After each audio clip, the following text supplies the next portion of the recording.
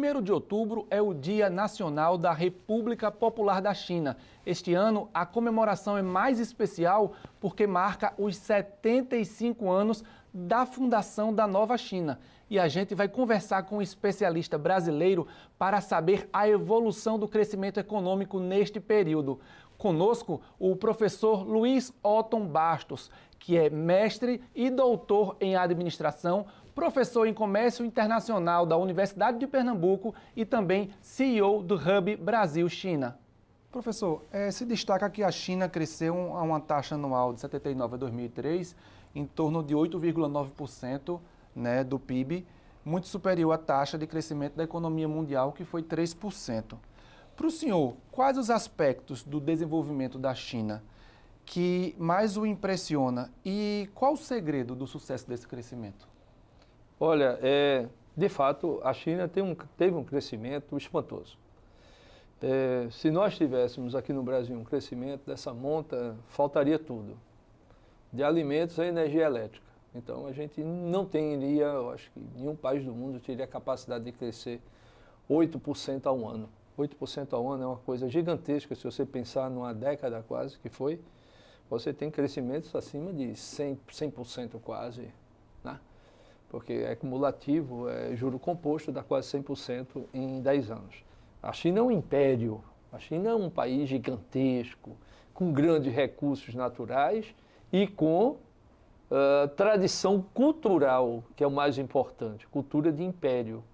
Então, ele conseguiu, de fato, com esse planejamento, e isso faz uma diferença muito grande. Porque quando você planeja para os próximos 10, 15 anos, você consegue fazer obras estruturais e sabe que essas obras vão ser utilizadas.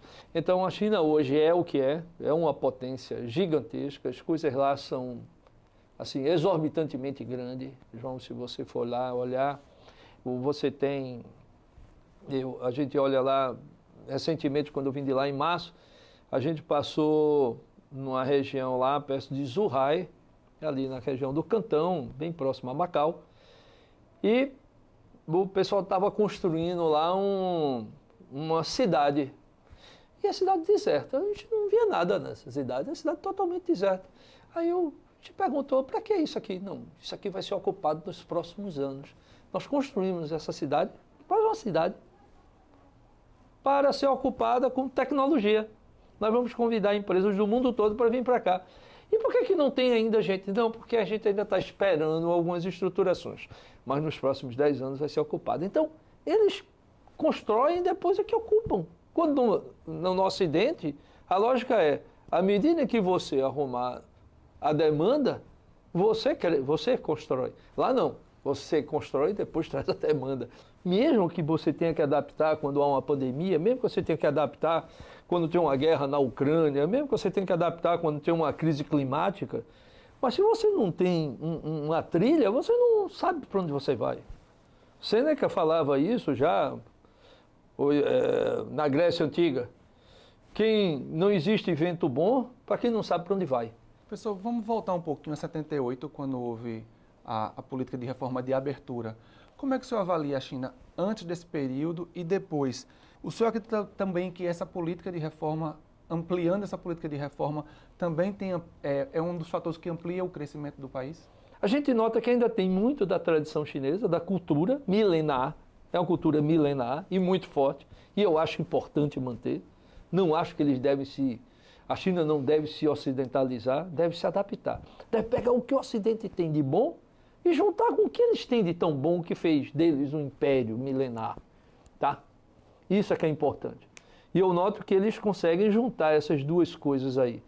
Tem evoluído muito, com certeza. Hoje a abertura, os chineses são excelentes negociadores, querem se mostrar para o mundo, querem ser a potência mundial, querem ser protagonistas, vão ser protagonistas por uma questão simples, porque eles têm hoje uma quantidade de doutores enorme, aplicaram fortíssimo na educação, aplicam fortíssimo na parte de comércio, e a China vai ser um protagonista. Professor, como é que a gente poderia economicamente explicar para os brasileiros essa teoria do socialismo com característica chinesa? Eles, de fato, conseguiram juntar esses dois fatores de forma muito interessante. Eles, ao mesmo tempo que conseguem navegar no mundo capitalista, nas grandes cidades, você vai em restaurantes lá chiques, você vê carros ocidentais, você vê carros de alto luxo, e ao mesmo tempo você vê um mundo que eles têm da parte socialista, também ainda muito forte, e resquícios não, a tradição comunista. E eu acho que talvez isso seja interessante, porque ele pegou um pouco do bom, sabe, de cada um. Agora, que eles sabem fazer isso muito bem, sabem, e são muito inteligentes. Isso é muito comercial. Existe uma questão difundida por analistas econômicos aqui no Ocidente de um possível medo que a China se torne a principal economia global. Como especialista na economia chinesa, o senhor observa algum perigo nessa possibilidade ou uma ameaça nessa possibilidade da China realmente ser a primeira economia do mundo? Eu não vejo ameaça. Eu acho que é o seguinte, os grandes sempre são dominadores. Historicamente, você pega a França, já quis dominar o mundo. Como antes. Portugal e Espanha foram donos de metade do mundo conhecido. Toda a América era espanhola, né, com a unificação, Portugal e Espanha. Parte da África, a Ásia, parte da Ásia, tanto que eles estiveram lá, né? Então, eles eram dominadores, eram. Depois vem a França, depois vem a Inglaterra, agora os Estados Unidos, a próxima será a China? Possivelmente. Eu não temo. Eu até acho que a gente deve pegar a parte boa, ou seja, fazer boas alianças e fazer com que sejam economias complementares. Eu acho que o que o Brasil tem de bom para a China deve oferecer à China. E o que a China tem de bom para o Brasil, oferecer ao Brasil.